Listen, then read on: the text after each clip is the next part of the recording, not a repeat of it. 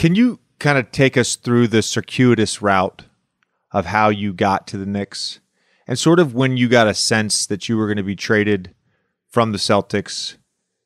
You end up in OKC when you figured out you're getting the buyout, and sort of if there was any other option or if you were always just going to end up in the Knicks once you got traded. Yeah, to be honest, I had no idea. I didn't have a sense at all that I was going to get traded. It just happened. I was actually on vacation. I was on vacation. And unfortunately, I kept getting these calls from my agent. I wasn't answering because I'm sorry, man. I'm sorry. But it's just it's all good. This is the life of an NBA player. Exactly. You know how it goes. You know how it goes. Yeah, my agent called me. I missed it. And he texted me. He's like, man, you just got traded, man. You just got traded to OKC. And I'm like, okay, like I guess, But yeah, from there, it is what it is. I've been around so long. I just, I know the business.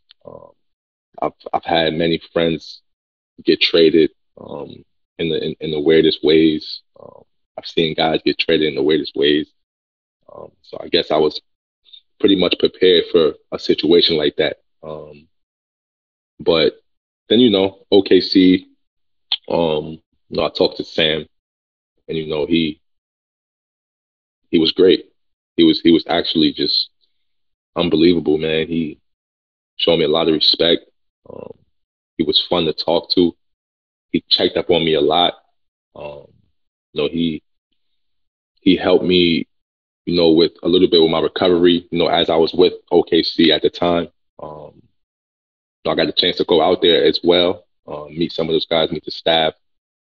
And then as time went on, he kind of told me that, I probably wouldn't be there, that he would help me, find the best situation for me, which he did.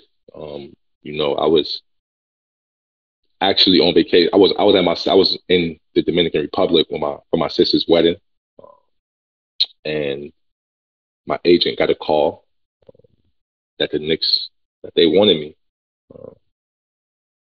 and I was in awe from that day on.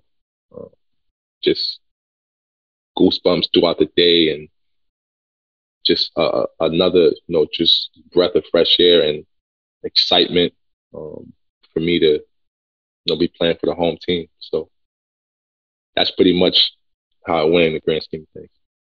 So I want to sort of look back on that time period of Sam telling you he was going to get you to a better situation for you.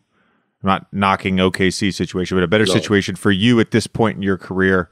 And Sam is obviously one of the best GMs and an ultimate professional. Oh, yeah, sure. And so from the time you got that call that the Knicks were interested, was there any talk of a trade, or did you kind of get the sense that ultimately you were going to get a buyout and then end up in a different situation?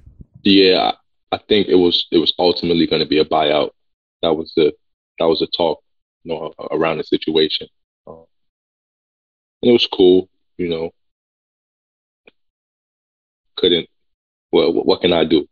What can I do? And plus, I didn't lose too much at all from the situation. So, like I said, Sam, he took care of me, man. Like, he was unbelievable. He was great. He was very great. And I appreciate him for sure, for helping me out and helping me get back home. And, just the way he treated me, that means more than anything to me. When you ended up in New York and you're looking at the roster, this was sort of an observation I had last night, and even to a degree with your time with the Celtics, is that you spent the first part, a large majority of your career up to this point in Charlotte as the primary ball handler and the primary playmaker. And then you go to Boston and you've got Jason Tatum, you've got Jaylen Brown, You've got Marcus Smart, who also runs a lot of pick and rolls and averages a decent amount of assists. And then you go to the Knicks, and you've got Emmanuel Quickley and D Rose and Julius, who basically is a point guard masquerading as a four-man. I mean, he's a point forward. Yeah. And how hard over the last 2 or 3 seasons has that adjustment been? And I don't know, maybe if it was taxing with the amount of playmaking you were responsible for in Charlotte, but certainly there was some relinquishment of those playmaking responsibilities. How hard has that adjustment been? It's not really that hard, to be honest. For me, I just wanna win, man. Like literally, like I just want to play basketball at a high level and have fun while doing it. Yeah, I had a lot of responsibility in Charlotte, um, tons, you know, but I kind of had to as well, you know. Just over my time there, we didn't have a lot of playmakers like that, and I was always there with a lot of young guys as well, who were just finding their way into the league and, trying to find their niche and stuff like that. Then, I got to Boston when I knew, I knew what it was going to be. I knew from playing against Jalen and Jason, their talents and, how special those guys are going to be over the years. And I knew Marcus, was, going to have some responsibility at the point guard as well. And I just thought about it as, these guys just taking some pressure off me, which they did. I just wanted to be there and do what I can to help the team win. That's my only goal. And the same goal is here in New York. I just want to do what I can to help these guys win, help guys, reach another level. I knew I was coming here with Quick and D Rose. Like D Rose is one of the reasons why I was even more excited to come to New York, because like I've always loved D Rose and the kind of person he was and his work ethic. He's hurt his knee a few times, but he's still here to this day. He fought his way back to being the player that he is again. He's a special dude to be around. So I wanted to be around him.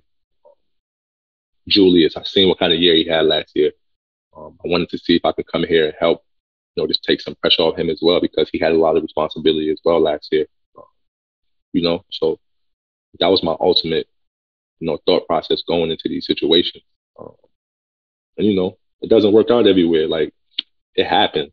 I've been around some guys who are great players, but it just doesn't work out all the time. That's just the nature of the game. That's just the nature of the business. And just got to move on and just stay focused and do what you can do.